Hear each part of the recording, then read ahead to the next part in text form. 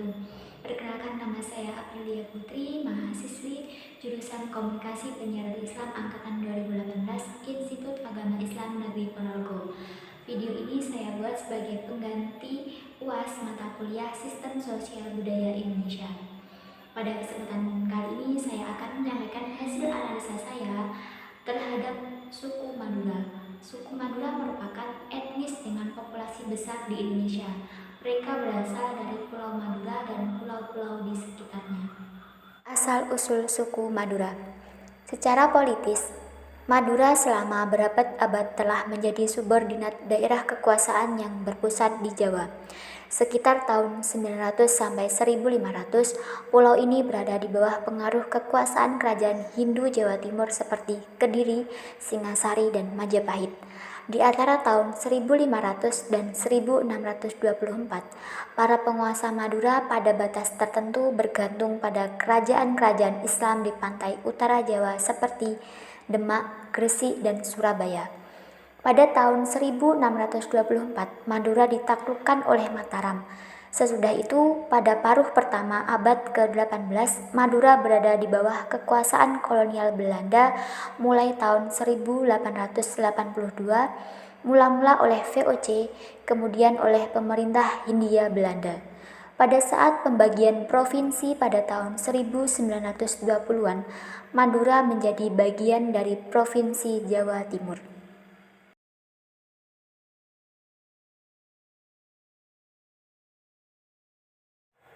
Mengenai sistem sosial suku Madura, bagian pendidikan. Dalam hal ilmu pengetahuan, anak-anak suku Madura sudah semenjak kecil disuruh untuk mencari ilmu dan mengaji Al-Quran, agar mereka bisa mendapatkan pembelajaran mengenai etika. Bahkan di Madura, bagi orang-orang yang tidak sopan dalam hidup bermasyarakat, entah remaja atau sistem sosial suku Madura, bagian yang kedua adalah agama. Suku Madura mayoritas memeluk agama Islam. Setelah itu juga ada yang menganut agama Kristen, Protestan, dan Katolik. Orang Madura merupakan salah satu suku yang dikenali identik dengan tradisi Islam yang sangat kuat. Islam begitu meresap dan mewarnai pola kehidupan masyarakat Madura. Bagi masyarakat suku Madura, betapa pentingnya nilai-nilai keagamaan yang terungkap dari ajaran Abantal Syahadat Asapo Angina Apaju Allah, yang artinya suku Madura sangat religius. Sistem sosial suku Madura bagian ketiga yakni ekonomi. Secara keseluruhan, Madura termasuk salah satu daerah miskin di Provinsi Jawa Timur. Tidak seperti Pulau Jawa, tanah di Madura kurang cukup subur untuk dijadikan tempat pertanian. Maka dari itu, suku Madura terkenal dengan berjualan makanan khas sate yang sering disebut sate Madura, sehingga banyak orang Madura yang merantau ke provinsi-provinsi lain untuk mengadu nasibnya sebagai penjual sate. Sistem sosial suku Madura yang berikutnya yakni budaya. Suku Madura memiliki 8 kebudayaan, yakni yang pertama, karapan sapi. Karapan sapi adalah budaya suku Madura yang digelar setiap tahun pada bulan Agustus atau September. Yang kedua, celurit. Celurit itu adalah senjata tradisional khas suku Madura. Yang ketiga, carok. Yang keempat, haji tujuan akhir. Yang kelima, tok-tok.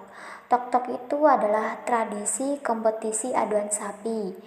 Yang keenam, rokat. Rokat itu adalah upacara petik laut yang biasa disebut rokatase atau tradisi rasa syukur atas karunia dan nikmat yang Allah berikan kepada mereka. Yang ketujuh, mondok atau mondok di pesantren. Yang terakhir yakni patuh pada kiai.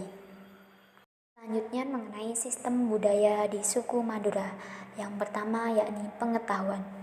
Sistem pengetahuan suku Madura berkaitan tentang pengetahuan pemanfaatan tumbuh-tumbuhan. Masyarakat Madura juga terkenal dengan pengobatan tradisionalnya, yaitu jamu.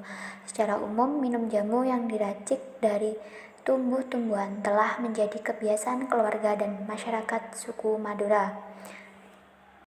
Sistem budaya selanjutnya yakni bahasa. Bahasa yang digunakan oleh suku Madura adalah bahasa Madura. Bahasa Madura merupakan anak cabang dari bahasa Austronesia ranting Malayu Polinesia, sehingga mempunyai kesamaan dengan bahasa-bahasa daerah lainnya di Indonesia. Bahasa Madura banyak terpengaruh oleh bahasa Jawa, Melayu, Bugis, Tionghoa, dan lain sebagainya. Sistem budaya di suku Madura yang terakhir yakni kesenian. Kesenian di suku Madura ada banyak yang meliputi tembang Macapat. Tembang Macapat adalah tembang yang dipakai sebagai media untuk memuji Allah SWT sebelum dilaksanakan sholat wajib.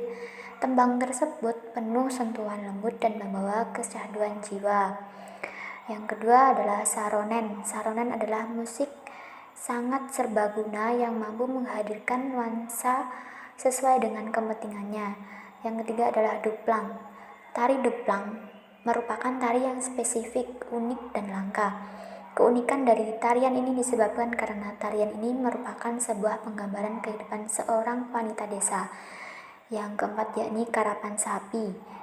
Karapan sapi ini sebuah perlombaan dengan menggunakan sapi sebagai media. Akan tetapi sekarang jarang dilakukan karena dianggap menyakiti hewan yang juga makhluk hidup. Yang kelima, hadroh. Hadroh adalah kesenian tradisional Islam sejak zaman Nabi, biasanya disebut dengan rebana. Sekian dari saya, apabila ada tutur kata atau informasi yang kurang jelas, saya mohon maaf yang sebesar-besarnya. Semoga bermanfaat. Akhirul kalam, wassalamualaikum.